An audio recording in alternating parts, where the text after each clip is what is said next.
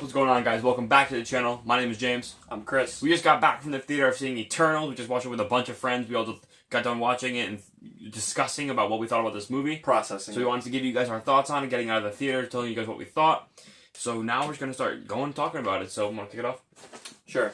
Overall, we both had very low expectations for this film, and we were going into it just like wondering if it was going to be that good, because it's not gotten the best reviews, and most people have like half and half split decisions on it. With that in mind, we weren't overhyping it, so we were just saying if it was good, it was going to be good. And we actually both walked out saying that it was enjoyable, it was watchable, it was good. We both liked it, but it was also kind of mediocre, and it falls in that like lower to mid-range Marvel movie like list. Yeah, in its field. So, like he said previously, the Rotten Tomato scores, everyone's been talking about it for like the past week. It's at 51% as of filming this video, but the audience score is at an 86. Yeah. I don't necessarily believe I would give it an 86. Out of 10, I would give it like a 5.5, maybe a 6. The movie's very deep. It's a lot of talking. It's a pretty long film. So after a while, like I was constantly looking at my watch and like, okay, how much longer is this movie? It was a little on the long side. As its story kind of continued and started to progress more into what its plot kind of opened up to be, it definitely wasn't exactly what I was expecting it to be from the trailers and what I watched. I didn't watch too many of the trailers, and from the first one, I wasn't really impressed. Yeah, so there wasn't really much to look forward to. But we both thought the first trailer was like didn't really sell us. Second trailer was a little bit better. And it was just a CG fest to me. That's all it looked like. I just watched a couple of the like little clips that they showed, but I kind of steered away from listening to what people were saying. Until this past week, I was listening to non-spoiler reviews just to get an overall feel of what people thought. Some people went and seen it multiple times. I think that if you're going into this excited for it, you'll enjoy it. I think you'll think it's a good movie. But if you're kind of on the fence, I think it's not too bad to say that you could wait till it comes out. It's not a movie that you'd want to rush to see.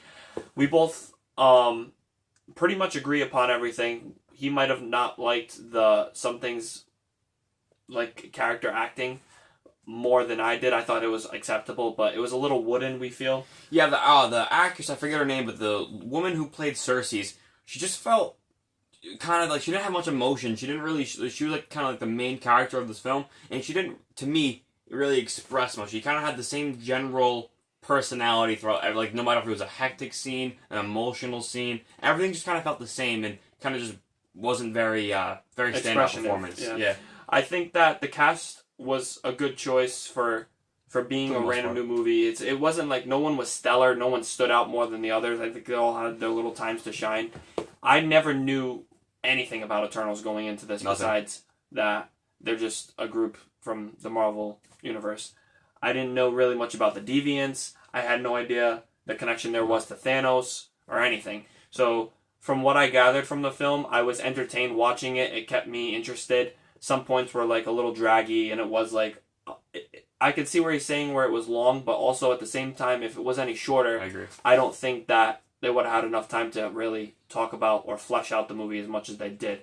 Some things were talked about more than others. There was some wasted scenes and stupid scenes, but overall, they made good choices with what they decided to put in. One last thing I wanted to touch upon, like you said earlier with the characters, most of them were alright. The only really one that I kind of liked, and even then it wasn't too special to me, was Kumail Nanjiani's character. Yeah. He kind of adds some comedic relief. The Bollywood superstar. And also, what was the main Butler friend? What was the main guy's name again? It was Icarus. Icarus. He was pretty good too. I liked we'll get into that in 1 second when we talk about spoilers, but overall his character was pretty good. I liked what he said. I liked how they presented him, and his acting was alright, and I had no clue this dude was Scottish. So like going into the movie, I'm like, wait, the guy has a unique accent. But yeah, so if you want to talk about spoilers now? Yeah, alright, spoiler alert. So the film starts out pretty interesting. It has like a title sequence where it tells you a little bit of history with what's going on. And the film jumps from present day to back in BC and AD eras. It was a little confusing how it kept bouncing back and forth. But they didn't really do the greatest job telling you where they came from right off the bat. They kind of just showed up out of a ship and got sent to Earth. And they were there for like thousands of years, living the same lives, like doing things. They were told really not to interfere, although some of them interfered at certain points. As the movie went along, you got to see that it really was basically based in present day, and I was surprised with that. And there was just flashbacks of the past to kind of give you character development. Going into it, just watching how it was, the pacing felt okay. It was mainly focused around Siri, or I don't know if I'm saying her name wrong. It was I don't know. That's how honestly I felt. None of the characters really were my favorite. Like, I would not buy an action figure of any of these guys. No, definitely not. These are going to be the most peg-warmed action figures of history. I mean, I've seen them sell, which is surprising, but I think it's just parents not wondering, like, oh, is this Marvel? Is this good? Oh, this is good for little Jimmy for Christmas. I think it's going to be worse than Rose Tico Star Wars Collectible Black Series. They're just going to sit there, be in the clearance bin until the end of 2021. So, sorry, Eternals characters, but overpopulated. There were some surprises here and there with things I didn't know that they were going to go into with the film. One big spoiler was towards the end, I had no idea that the Deviant was like taking powers from people and like absorbing them and becoming smarter. The whole concept with the Deviants was still a little confusing to me. I didn't care for them. I thought it was just a bunch of CG to me. It was all just like a random CGI characters fighting. Even the plot where the big guy, red guy, Sentinel. I keep saying Sentinel. Celestial. I keep calling it Sentinel too. In the sky was talking and having the connection with Athena, and then I was surprised when Salma Hayek died. Yeah, I wanted to get into the characters. So I'm jumping around, but with Icarus Twist. That was the biggest thing. I didn't expect that. Either. I don't know if that was teased in trailers. Again, I only watched the first one, and I saw bits of the second one. And so that was surprising to me. And then also, like you said, Salma Hayek's death, I thought she was going to be more of a focused character. She was basically just used in the flashbacks because her character was dead. Going back to the flashbacks, I did not expect it to be so, like, in the modern time. I thought it was going to be a lot more based in the past. But they jumped a lot from different points in time. To see how they did stuff with history. It was sort of confusing to me a little bit when it just like I didn't know exactly when does this get placed with like the characters' development, like how they were what they were married here when they weren't there in the beginning. Did they all know each other, or did they all kind of met for the first time because they didn't know obviously this is spoilers, so they didn't know that they were like each reality gets reset when they go to the new planets when the new Celestials awaken. So that kind of confused me just a little bit, but overall, as it went on, I understood it more. Two things that I didn't like, how I've heard this was said in other reviews, how just the people of the quote-unquote Marvel Universe just act like it's nothing to see a giant bunch of random robots, mecha beasts, run around with guys shooting lasers from their eyes. I mean, the little kid's like, oh my god, I thought you like Superman. And like other things like that, but like nobody has much emotion. No one's worried that like you don't see anything with governments involved, or I was surprised a couple police scenes, but like even the Avengers don't show up when the Earth's about to there's this earthquake and these things are reported on the news. As soon as that giant how do other Avengers not come and see that there's other heroes that they don't know about? Shield. It's kind of strange. I feel like they hinted at the Avengers with like the scenes in the trailer saying like, oh, who's going to lead them now that Iron Man and Captain America are gone, but they weren't brought up at all, and I thought they would have teased something, but yeah, I was surprised. And I also was shocked that there was no connection to the 10 rings. I thought that they were teasing that I had a theory that the 10 rings were going to get connected somehow because they were such ancient beings and something like that. That was a theory, and then also that I was going to connect to Spider-Man No Way Home, but there was nothing. Yeah, one thing with that Spider-Man No Way Home or Loki. Doctor Strange is supposed to be the guardian of this multiverse. He's supposed to be the guardian of this realm.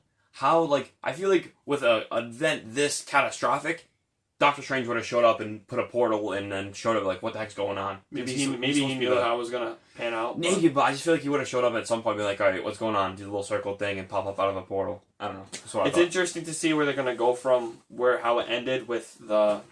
I don't know what the guy's name. Arthas, whatever the guy, the big Celestial. No, not that one. No, not him. Celestial red guy. Oh yeah, big red guy floating above. He'll be back again on Christmas Day. He's like, I'll be back I'm gonna see your memories and judge the people. Judge the earth. Judge Judy. And she just goes over and is able to freeze the whole planet, freeze the whole Celestial yeah, coming out of the earth. It was just Richard Madden's Icarus is just going crazy. I love we love the speed scenes with the one girl who was like fast. They did really well with that. That was cool, but they only used her at the end. And then you got the way that they demonstrated her power and the way that they showed the speed effects was really nice. Yeah, like, the way that they did different scenes that they did with her, it was cool. The combat that they did have, there wasn't like a ton. People were complaining there's not a lot of action, even though there was some decent amount. I don't mind when it's not crazy to all 24/7. Yeah, the action wasn't bad for those people like, oh, you're so like used to big action scenes. Like what they did show, it was good. Angelina Jolie's character had some nice scenes. The guy who dropped his pie, I forgot his name that they went to go see.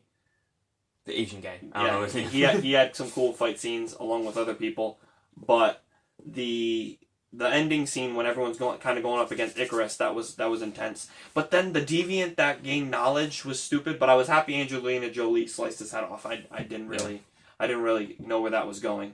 But to wrap it up, we'll give you guys a quick thoughts. I'm gonna finish off talking about the post-credit scene. Yeah. Again, I want to touch upon it real quick because I got no clue what it is. I'm waiting for Eric Voss to bless me with the knowledge. I got no clue what the heck's going on with that. I guess it's supposed to be Thanos' brother. He's coming in. Harry Styles. And one of the friends that we were watching it with noticed that the little guy, little troll guy is, I guess he's like partners with Adam Warlock. Yeah. So that might connect me with the next Guardians movie because he's already been cast. So there's just so much more to explore coming up in the next movie. Black Knight. So it's a lot. I didn't really like that guy's character. He was just Jon Snow? Yeah, I didn't like Jon Snow in this one. He just was like there. He basically was sole purpose was to be the modern day love interest of that girl. Oh yeah, and just to say, why didn't you guys come and save Thanos and help fight Thanos and all that? And it was just like, meh, blah. So overall, what would you give it? Maybe out of 10? I was walking out. I predicted it was going to be around a 5, but I would say that it was around closer to a 6. But I'd say 5.5. I'm gonna give it up. My thoughts might change as I continue to think about it, but right now it's a 5.5. Yes, as of right now, I'm gonna give it a kind of a weird score. It's gonna be a 5.8. Wasn't exactly a 6. I don't know if it really needs to be a 5.5, so I'm gonna give it that middle, that 5.8. So that's my review. All right. So let us know what you guys thought. If you have seen Eternals, down below in the comments. If you enjoyed this video, drop it a like, and if you're new, subscribe to the channel because we are almost at 300 subs. So subscribe. Tell me your thoughts on that end credit scene with Harry Styles, One Direction, and tell me the thoughts on the Black Knight because I want to read up on that.